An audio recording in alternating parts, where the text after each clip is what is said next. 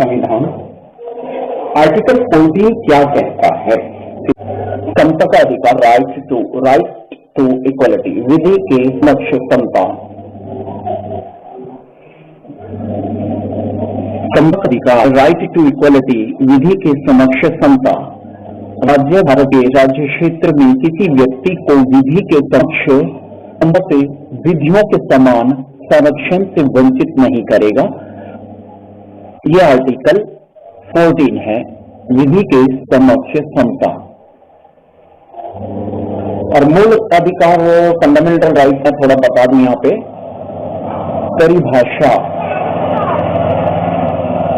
ये fundamental right नहीं आ रहा है आपका ना, भाग 3 खंड 3 है। तो खंड 3 में बहुत सारे आर्टिकल्स हैं, 12 से लेकर फंडामेंटल राइट, मूल अधिकार, मौलिक अधिकार है ना। इसमें बहुत कुछ आया था, ये पढ़ के बताता हूँ। तो कहां तक है? 12 से लेकर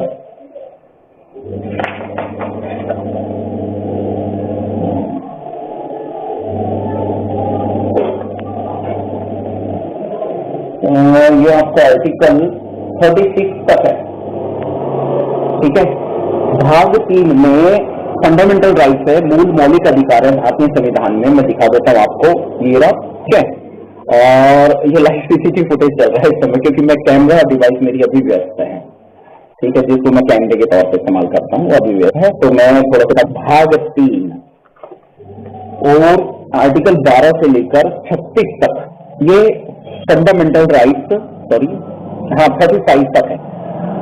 फंडामेंटल राइट्स आ जाते हैं यहाँ पर, मतलब 12 से लेकर 35 तक मूल मौलिक अधिकार हैं, ठीक है। और भाग 4 में क्या दे रखा है? 3 तो मैंने बता दिया, अब भाग 4 क्या है, कैसे पता चलेगा? तो यह है कि राज्य के नीति के निदेशक तत्व, directive principles of state policy, तो राज्य को दिशा निर्देश दे रखा है भारतीय संविधान में, ठीक है ना। राज्य के नीति के निदेशक तत्व, directive principles of state policy, भाग 4। तो खंड 4 जो भारतीय संविधान का भाग 4 है, उसमें वो पॉलिटिक्स, राज्य के को दिशा निर्देश दी गए। और भाग 3 में इसमें बताया ना, पॉलिटिकल बल को नियंत्रित करता है भारतीय संविधान, जो मर्जी मनमाना नहीं, जैसे मर्जी नहीं, ठीक है ना। तो भाग 3 मूल अधिकार, फंडामेंटल राइट, साधारण जनरल। अब आएंगे 14, मैंने आपको पढ़ के बताया।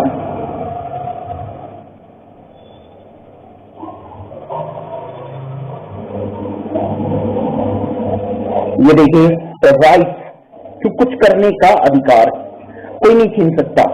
आर्टिकल 16 है, लोक नियोजन के विषय में अवसर की सत्ता, यानी सभी को समान रूप से अवसर मिलना चाहिए।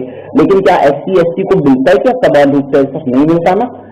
तो इसका पहला भाग हम पढ़ रहे हैं, लोक नियोजन के विषय में अवसर की सत्ता। राज्य के अधीन किसी पद पर नियोजन या नियुक्ति के संबंधित विषयों में सभी नागरिकों के लिए अवसर की समता होगी, जबकि SC ST को तो जाति की वजह से तिरस्कृत कर दिया जाता है, क्यों करेगा, ये होता है, ठीक है। मैं अपनी बात बताता हूँ। ये था एक नालायक, सरकारी स्कूलों में एक वो होता है फिजिकल एक्टिविटीज के लिए, फिजिकल एक्सरसाइज के लिए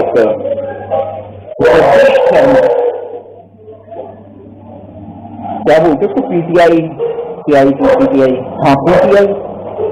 तो वो था, वो ब्राह्मण 9th या 8th क्लास की बात है, मार्चिंग का मुझे शौक था। तो मैं मार्चिंग करना चाह रहा था, वो एक पार्टिसिपेट सभी बच्चों को कराना था। तो उसमें से कुछ अच्छे बच्चों को छाट रहा था, मैं ढंग से कहा था, उसने मुझे चमार शब्द कहा, धक्का मारा, गालियां दी और मुझे साइड किया। मैं 13-14 साल का समय, बच्चा 8वीं या 9वीं क्लास की बात है, 9th तो है ही, 9th से पहले की बात है, मुझे बहुत अच्छे से, मैं हेल्थ में था, लोक लाइफ में भी अच्छा था।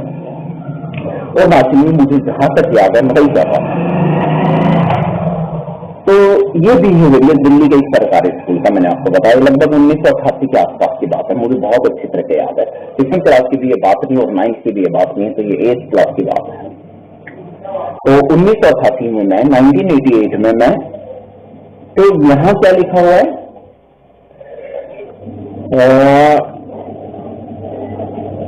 मतलब सभी को समान अधिकार मिलेंगे। भारतीय संविधान कहता है राज्य के अधीन किसी पद पर नियोजन या नियुक्ति से संबंधित विषयों में सभी नागरिकों के लिए अवसर की समता होगी। और भाग 2 क्या कह रहा है, राज्य के अधीन किसी नियोजन या पद के संबंध में केवल धर्म, मूल वंश, जाति, लिंग, उद्भव, जन्म स्थान, निवास या इनमें से किसी के आधार पर ना तो कोई नागरिक अपात्र होगा और ना उससे विभेद किया जाए। स्पष्ट, बड़ा ही स्पष्टीकरण दिया है विश्वरतन परम पूज्य बाबा बोधिसत्व बाबा साहिब जी ने। अच्छा, मैं क्यों थोड़ा बोलने में प्रॉब्लम क्यों फील हो रही है मेरे को, करने में आंखें जो है वो देख नहीं पा रही है अत्यधिक पॉइजनिंग के कारण। मैं जो पानी पीता हूँ वो पानी पियो, मैं जो चाय पी रहा हूँ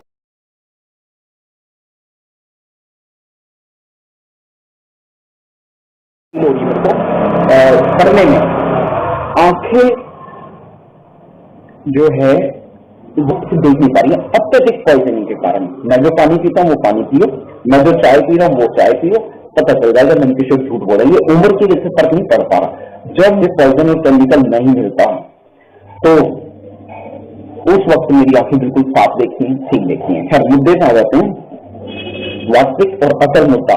तो लोक नियोजन के विषय में अवसर की समता के अंतर्गत आर्टिकल 16 समता के अधिकार और मूल अधिकार फंडामेंटल राइट्स में यह आ गया कि भाई राज्य या के अधीन, भाई तू तो इस राज्य का है उस राज्य का नहीं है, समझ, ये नहीं होगा, ठीक है ना।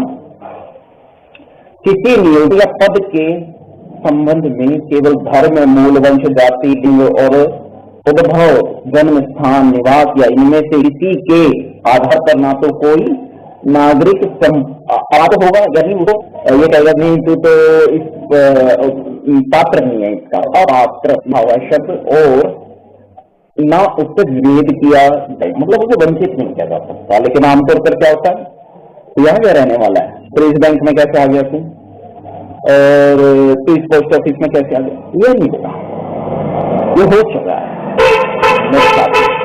देखो, ये मनोवादियों की दिक्कत बहुत ज्यादा है। इसका अलग से क्या बोलूं, बस यही कहूंगा कि जो मनोवादी व्यवस्था के लोग हैं ना, देखिए उनमें तो ज्यादा उत्पन्न करने का उन्हें कोई शौक होता है। अब सोचोगे वो तो सड़क से जा रहा है, मैं कह रहा हूँ ऐसे ऐसे डिटेल दिखाऊंगा, कोई है ही नहीं कि हॉर्न बजाए जाए उसके लिए, वो है ही नहीं, केवल वो डिस्टर्बेंस है, केवल एक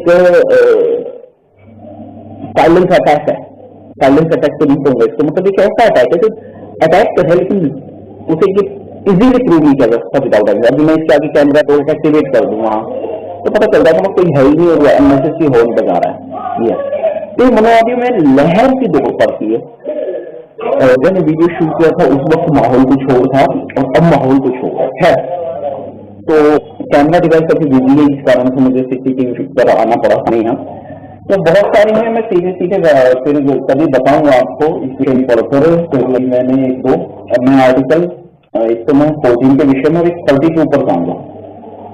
शोषण के विरुद्ध अधिकार भी थी हमारा, ये है 23 राइट अगेंस्ट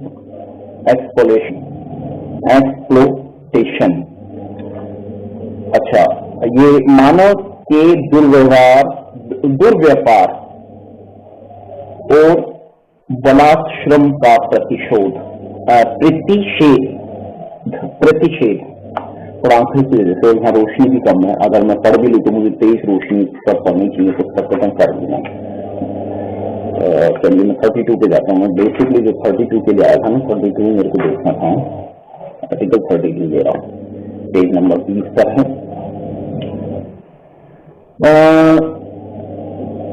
राज्य विधियों की संवैधानिक वैधता पर अनुच्छेद इसके अधीन कार्यवाहियों में विचार न किया जाना।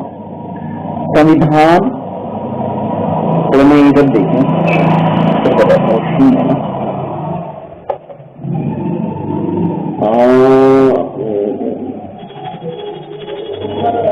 45वां संविधान 45 अधिनियम 1877 की धारा 13 अप्रैल 1970 को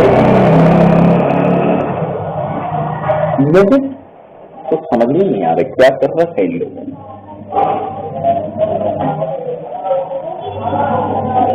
ने अपने हिसाब से संविधान में अमेंडमेंट कर रखी है, बदलाव कर रखे हैं, वो डिटेल हमारे सामने आ गई है। चलिए इसमें फिर मैं अपने कैमरे से ही करूंगा, अभी तो बड़ा टाइम लग जाएगा यहाँ पे, तो फिलहाल इतना ही करेंगे। मैं कोशिश कर रहा था कि अच्छा से बता सकूं। चलो एक बार आर्टिकल 51 को देख लेते हैं।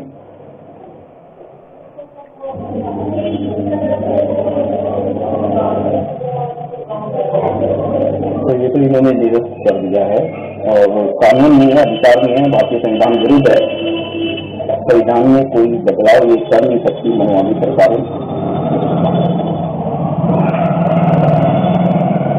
मैं ये भी नहीं चाहता ना कि पहले समाज वंचित है, शोषित पीड़ित तिरस्कृत है और उसको पहले से और गलत जानकारी है, मनोवादी की हिम्मत बढ़ जाएगी और ज्यादा, और मनोवादियों को कमजोर करना हमें ज्यादा से ज्यादा।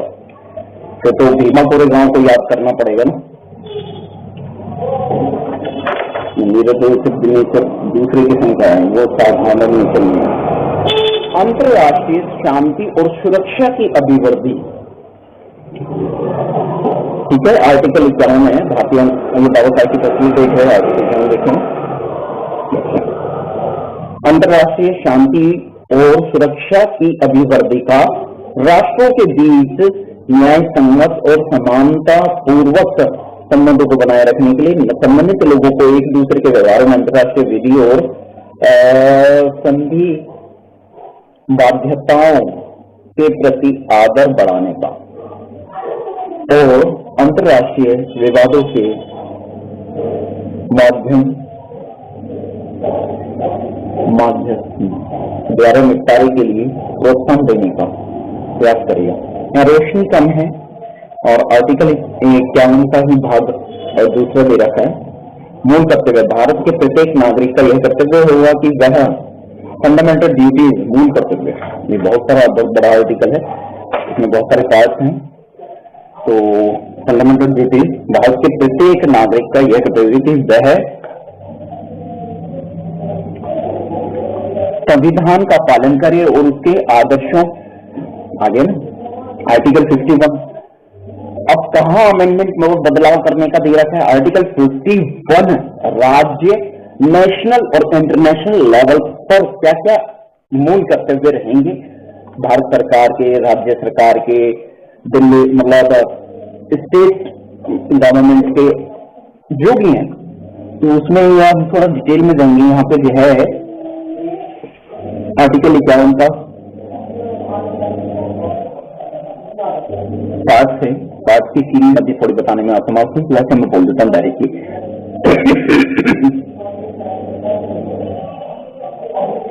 संविधान का पालन करें और उसके आदर्शों, संस्थाओं, राष्ट्रध्वज और राष्ट्रगान का आदर करें।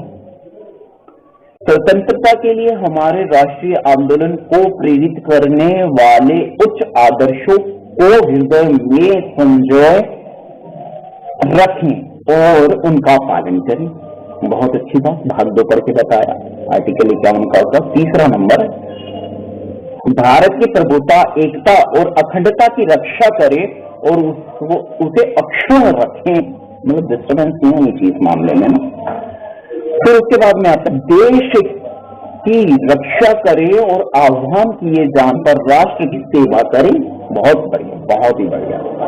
नंबर 5 पे आते हैं, भारत के सभी लोगों के समरसता और समान भातृत्व यानी भाईचारा की भावना का निर्माण करें, जो धर्म, भाषा और प्रदेश या धर्म पर आधारित सभी भेदभाव से परे हो। डिस्क्रिमिनेशन नहीं है, धर्म का मतलब ये नहीं है डिस्क्रिमिनेशन, अमानवता नहीं है धर्म का मतलब, क्योंकि कुछ मूर्खों ने धर्म का मतलब अमानव बना रखा है। धर्म का मतलब है मानवता के हित में सभी भेदभाव से परे हों, ऐसी प्रथाओं का त्याग करें जो स्त्रियों के सम्मान के विरुद्ध है। या आर्टिकल 51, यही कारण से मैंने पढ़ा क्योंकि आर्टिकल 51 की अभी इन्होंने सोशल मीडिया पे कुछ और डेफिनेशन दे रखी, वहीं से मैं पकड़ रहा था कि हमें गलत जानकारी मिल रही है। यही टेंशन बनी और कई आर्टिकल जो मैंने लगभग पढ़ के बताए हैं यहाँ पे भारतीय संविधान के अंतर से, मैं तो कुछ और कर रहा था, तो आर्टिकल कुछ मतलब जो है सोशल मीडिया से कलेक्ट किए तो वो कुछ और है। तो ये मनोवादी जो आपको कानून बताते हैं, संविधान के विषय में समझाते हैं, बाबा साहेब की विचारधारा बताते हैं, बहुजन मुक्त बताते हैं, जो भी बताते हैं वो अपने हिसाब का बताते हैं, वो मनुस्मृति के अनुसार बताते हैं। मनुस्मृति क्या करती है? आपको वंचित करती है, करती है। मैं खुद अभी बहुजन मूवमेंट में चला जब मुझे काम, ये समता सैनिक बल इसलिए नहीं है, इसे कोई बता दो, कई मनोवादी हावी हो जाए। समता सैनिक दल इसलिए थोड़ी है। मैं कहूँ बस मैं यही कहूंगा, मेरे पास में उस समय की लाइव फुटेजेस में है, बस मी कवरेज।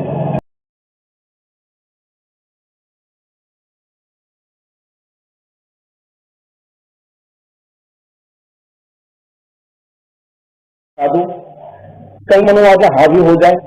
समता सैनिक दल इसलिए थोड़ी है। मैं कहूँ बस मैं यही कहूंगा, मेरे पास में उस समय की लाइव फुटेजेस में है, बस मी कवरेज। अच्छा, फिर एक और बात बताई कि जो बाबा साहब का मिशन एंड मूवमेंट है ना, वो कमजोरी, गरीबी, दरिद्रता को दूर करने का नहीं है। अभी उदाहरण के लिए अभी मैंने कल ही फेसबुक पे लाइव वीडियो करी है, तो उसमें क्या बोला गया है कि मैंने तो ठीक बोला है, लेकिन विरोध किया है मैंने किसका? तो तड़ीपार ने, अमित शाह ने क्या किया है?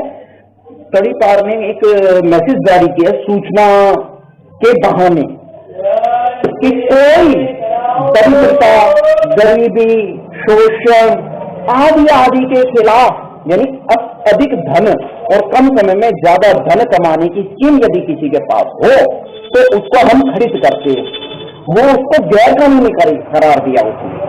तो ये तो मेरा जीवन प्रक्रम है, मैं जाति व्यवस्था से अब तब्दील नहीं बना रहा। अभी गृह मंत्रालय की तरफ से सर ये बकवास है, गैर कानूनी है, और आर्टिकल 51 में हमें इसका और भारतीय संविधान में इसका समाधान है। और जो कल मैंने मेंशन किया है सोशल मीडिया पे, फेसबुक पे लाइव वीडियो से, लेकिन इसके अलावा पूर्ण मौलिक अधिकारों को और प्रबलता को जो मानव हित में है नष्ट करने का अधिकार नहीं है। आर्थिक तौर पर संपन्न, शोषित, पीड़ित, वंचित और तिरस्कृत समाज के लिए सरकार की स्कीम, जिसपे मेरे सैकड़ों और हजारों विज्ञापन पिछले 30 साल में अखबारों में प्रिंट है, जो जाति व्यवस्था के चलते फलीभूत ना हो सके, मैंने तो अपनी तरफ से खर्चा वहन किया, दौड़-भाग करी, एफर्ट्स लगाए, बदले में मेरा परिवार तबाह हो गया, डैमेज हो गया। मेरे परिवार के 3 लोगों की मौत हो गई हादसापूर्ण स्थितियों में, जो उत्पन्न की गई मनोवादी षड्यंत्र का। अभी एक वीडियो मेरी एक डिवाइस में मेंशन हो रही है, वीडियो एडिटिंग में प्रोसेस हो रही है। जैसे वीडियो प्रोसेस हो जाएगी, मैं एक बहुत मामूली और बहुत बड़े लेवल की और बहुत ही घटिया स्तर की हरकत, एक मनोवादियों की षड्यंत्र की, उसका खुलासा उत्पन्न किया, उसमें बताया है कि मनोवादी किस कदर की हरकतें करते हैं, पल प्रतिपल, रात दिन, ये मनोवादियों का खेल है। अब मैं सीसीटीवी में कर रहा हूं वीडियो, क्योंकि मेरी जो डिवाइस है एक डैमेज हो गई, एक डैमेज पड़ी हुई है और एक अभी प्रोसेसिंग में है। उसमें वीडियो एडिट फाइल प्रोसेस होकर आ रही है, क्योंकि वो मैंने एडिट करी है, उस पर कुछ लिखा है, वास्तविकता लिखी है, डिटेल्स दी है, फैक्ट की डिटेल दी है। तो ये मतलब मैं रुक नहीं सकता।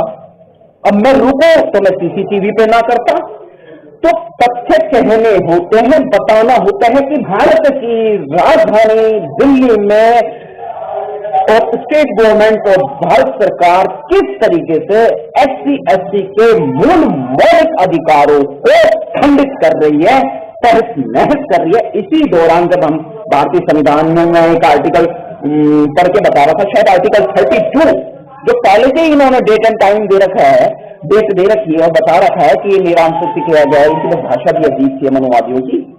तो ये संविधान में बदलाव करने का अधिकार नहीं रखते। तो ये मनुवादी मूर्ख किस्म के लोग हैं, इनका जो भी प्रोसेस है वो तुम्हारे मतलब जो है अधिकारों को रद्द करने के लिए। आप कुछ भी करो, वो मॉडिफाई अपने हिसाब से करके बताएंगे उस चीज को। क्या थाने में चले जाओ, कोर्ट में चले जाओ, कहीं भी चले जाओ, कहीं भी चले जाओ, स्कूल में रहो, कहीं भी रहो, वो हर चीज को अपने मनुस्मृति यानी आपके मूल मौलिक अधिकारों पे डाका डालते हुए कोई चीज आपको बताते हैं। यह है मनुवादी, यह है वास्तविकता। इसलिए मैं बहुजन मूवमेंट के जो भीड़ में जाना बंद कर दिया, क्योंकि वहां से मेरा मकसद पूरा नहीं हो रहा। तो मनुवादियों के हिसाब से चल रहे हैं, दिक्कत यहां से। तब जब मनुवादियों के हिसाब से चलना है तो फिर हम एफर्ट ही बेकार लगा रहे, मेहनत ही बेकार कर रहे हैं। तो जब जिनको गुलाम बनने का शौक है, मैं ये नहीं कह रहा आंदोलन बेकार नहीं, आंदोलन ठीक है, लेकिन क्या बाबा साहेब की प्रतिमा हम पार्लियामेंट में स्थापित कर पाए? इतने आंदोलन करके भी नहीं कर पाए ना।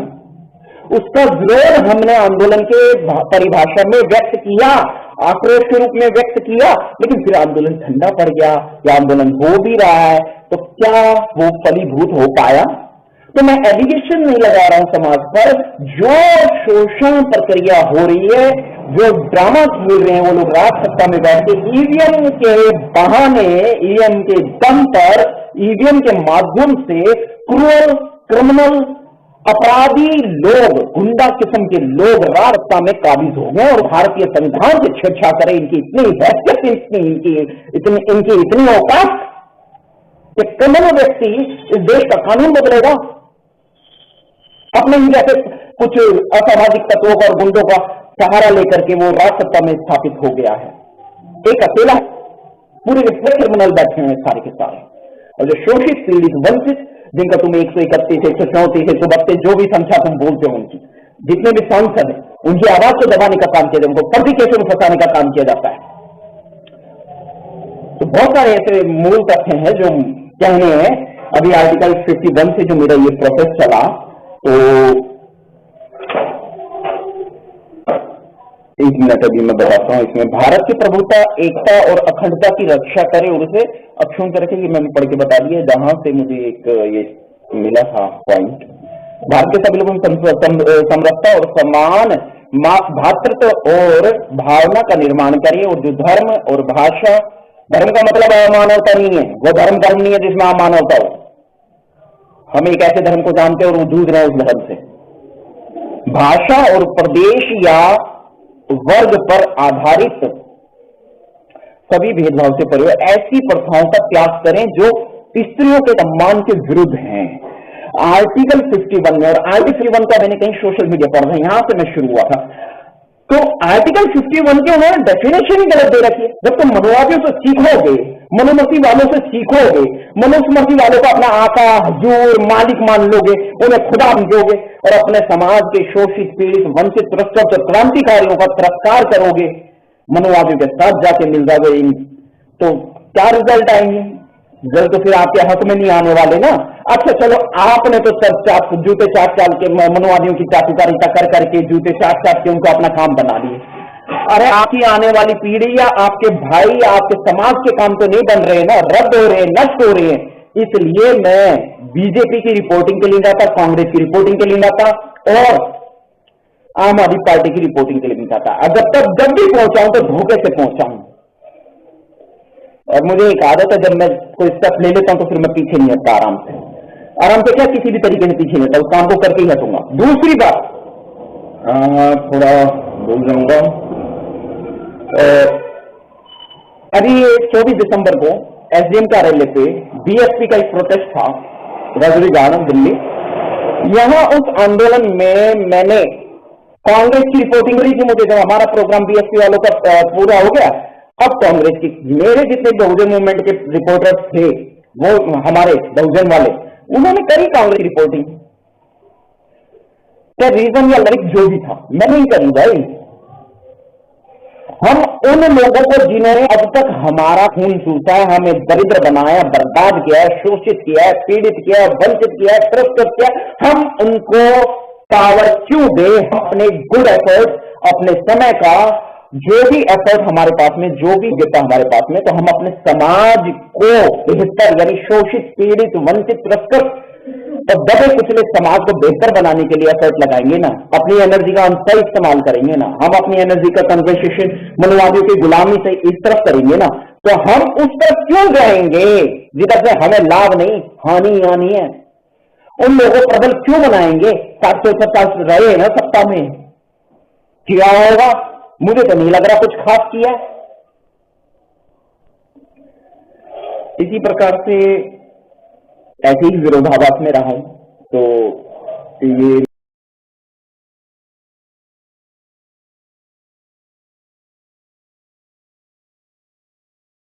2022 की दिल्ली एमसीडी चुनाव जब चल रहे थे, तो मैं बीएसपी से रिपोर्टिंग कर रहा था इधर, तो बीएसपी है इस लायक, तो मैंने मतलब बहुजन समाज पार्टी ने जो काम किया वो कोई और कर सका है क्या? तो बीएसपी की बराबरी तो कोई नहीं कर सकता। अब रही बात विषय पे आ जाता मुख्य, तो मैं उस दौरान इधर यहाँ आनंद पर्वत और कई इलाकों में था, दिल्ली के काफी इलाकों में लाइव फुटेज सीसीटीवी पे मौजूद है, और सॉरी जयदिन संसार यूट्यूब चैनल पे मौजूद है। तो सोशल मीडिया पे लाइव फुटेज के दौरान गवर्नमेंट कुछ लोगों ने कहा कि रिपोर्टर को बनाओ, नेता बना दो, रिपोर्टर को जिता दो, रिपोर्टर को नेता बना दो, मीन्स फॉर मी। तो मैंने कहा विरोधाभास में रहता हूं भाई, जब 60-64 साल में तुम भारत को यही तस्वीर बना पाए भारत की, और बहन जी अपने शासन काल में कर गई ना काम, यूपी की तस्वीर ना बदल दी। मान्यवर साहेब कांशी राम जी ने बहुजन समाज पार्टी का निर्माण किया था प्रयासों से,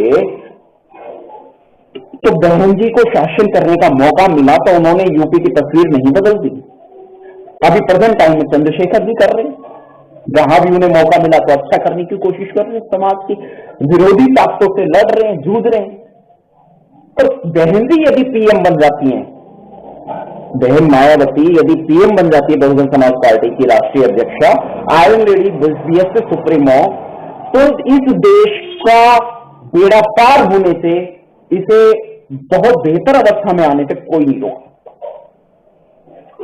लेकिन जब हमारा समाज मानसिक गुलाम है, चाहे वो अमीर है, गरीब है, राजनेता नहीं है, किसी भी लेवल पर हो, वो मानसिक गुलाम है, तो इतना बोलना पड़ता है, तो इतना जूझना पड़ता है कि समाज सही स्थिति में आ जाए के लिए जो लोग पावरफुल हैं, चाहे वो छोटे लेवल पे, बड़े लेवल पे, लेकिन अगर वो कुछ कर सकते हैं तो जरूर समाज को सही रास्ते पे लाए। ईवीएम का विरोध बहुत जरूरी है। इलेक्ट्रॉनिक वोटिंग मशीन आपके वोटिंग राइट यानी आपके हक अधिकारों पर डाका डालने का एक मशीन है, उसमें ट्यूनिंग सेटिंग आप हम सभी जानते हैं। और हरियाणा विधानसभा चुनाव में बैटरी की परसेंटेज वाला रिपोर्टिंग आपने देखी होगी, मैंने तो नहीं, लेकिन और बहुत सारे सोशल मीडिया वालों ने करी थी। ट्रू मीडिया को महत्व देना, आप उनके बकवास वीडियो पे लाखों करोड़ों व्यूज आते हैं, और मेरी वीडियो पे जा रहे 50-60 व्यूज आ रहे, 100 आ रहे हैं, 200 आ रहे हैं, 400 आ रहे हैं, इससे ऊपर व्यूज ही नहीं आ रहे। अभी वो मनु मेनका का विरोध किया तो उस पर क्या इतना बढ़िया किया हो, तो शुक्र है कुछ बुद्धिजीवी ने, उन लोगों ने मुझे फोन करके पर्सनली बोला किशोर वीडियो बहुत अच्छी बनाई है, तो उसको खंड खंड करके आपने उसको जवाब दिया है। लेकिन बाकी तो उस वीडियो पे बहुत टाइम भी नहीं लेके आ रहे हैं ना। अभी यही वीडियो किसी और यूट्यूबर ने बनाई होती या किसी मनुवादी ने बनाई होती तो अभी तो लाख करोड़ों व्यूज होते, मिलियंस में व्यूज आ जाते। तो कहने का मतलब है समर्थन दे तो आप अपने हक अधिकारों के लिए समर्थन दें, नंकेशन कोई मायने नहीं रखता, लेकिन जो आपकी और आपके हक अधिकारों की, आपकी आने वाली पीढ़ियों की, अपने समाज की, अपने दरिद्र, शोषित, पीड़ित, वंचित, त्रस्त, और इसमें कौन एक समुदाय को उन्होंने चूज कर रखा है, वो कौन है, चुन रखा है, टारगेट कर रखा है, वो है schedule caste, schedule tribe, Manipur. भूल गए क्या? क्या मोदी के पास ये पावर नहीं थी कि वो मणिपुर के दंगों को, अरे उसने तो इंटरनेट पर बंद कर दिया ताकि वहां की खबर दुनिया को ना मिल सके। क्या ये राइट था उसने? ये संविधान विरुद्ध काम नहीं किया उसने? वह बीजेपी की सरकार थी ना। तो जो वहां का सीएम है वो बीजेपी का था, फिर क्यों दंगे हुए? क्या मिलिट्री फोर्स नहीं लगा सकता था? आए दिन हो, आज जमी हुई पता नहीं क्या क्या, वो सारी रिपोर्ट सारी दुनिया के पास में आएगी। तो जो लोग शासन सत्ता में बैठ के बुरे काम कर रहे हैं, क्राइम को अंजाम दे रहे हैं, लोगों के जीवन से खिलवाड़ कर रहे हैं और उनके सत्ता में रहते हुए, पावर में रहते हुए, और वही लोग शिकायत कर रहे हैं, वही लोग बकवास कर रहे। अब संविधान की प्रति हाथ में ले ली और जय भीम के नारे लगा के तुम्हारे दिमाग पर काबू बनाए हुए हैं। ये सच नहीं तो क्या झूठ है? तो अरे ये भी बाबा साहेब वाले, अरे वो बाबा साहेब वाले नहीं है, वो तुम्हें गलत तरीके से गाइडलाइन दे रहे हैं। वास्तविकता है फिलहाल इस कड़ी में इतना ही। जय भीम, जय संविधान। कांग्रेस, बीजेपी और आम आदमी पार्टी ने तुम्हें लूटा है, ये लूटने के लिए तुम्हें राज सत्ता में आए ताकि तुम राजा न बन सको। तुम गुलाम थे, गुलाम हो और गुलाम बने रहो पीढ़ी दर पीढ़ी, पीढ़ी दर पीढ़ी, पीढ़ी दर पीढ़ी। यही है मनोवादी उत्तर, यही है मनोवादी प्रोसेस, यही है मनोव्यवस्था और इसका पुरजोर विरोधन है। आप देख रहे हो फ्रीलांस मीडिया एग्जीक्यूटिव मंत्री से तीसरी आजादी यूट्यूब चैनल पे। फिलहाल इस कड़ी में इतना ही, फिर दोबारा मुलाकात होगी और मैं मनोवादी व्यवस्था के ऑपरेशन करता हूं तो उनके जो बकवास प्रोसीडिंग है, जो आपको बर्बाद करने का काम करते, उनके विरुद्ध पूर्ण रूप से प्रमाण सहित और तथ्य सहित बताने का प्रयास करता हूं। हो सके तो अपने समाज को मजबूत बनाने का काम करें, यही मेरा उद्देश्य है। तीसरी आजादी यूट्यूब चैनल से फ्रीलांस मीडिया एग्जीक्यूटिव मंत्री बहुत मोबाइल नंबर है 766284334 और दूसरा मेरा मोबाइल नंबर, दोनों नंबर व्हाट्सएप पे एक्टिवेट है 8800899420। बहुत बहुत धन्यवाद। जय भीम, जय भारत, जय संविधान। हो सके तो वीडियो घर घर पहुंचाए, वायरल करें। जब आप इतना बदली देखिए तो टीवी पे आना पड़ा